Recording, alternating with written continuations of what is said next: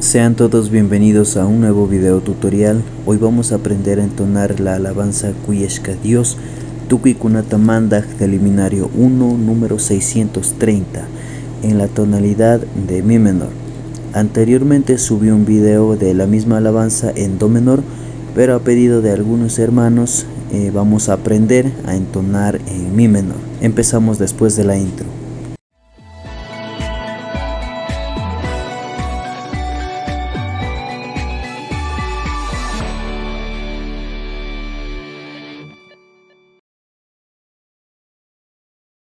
Los acordes que vamos a utilizar en esta alabanza son los siguientes: Mi menor, Mi mayor, La menor, Sol mayor, Si mayor y Mi menor. Continuamos con la melodía.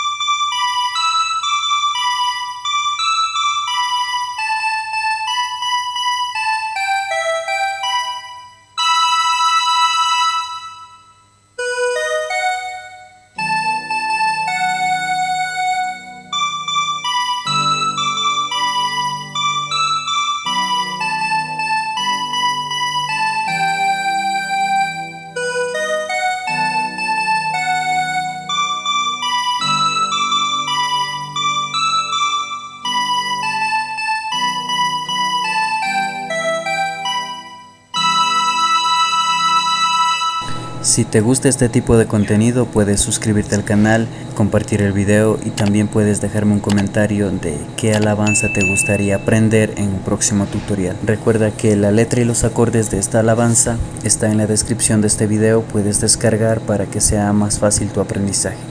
Y a continuación voy a entonar una parte de esta hermosa alabanza.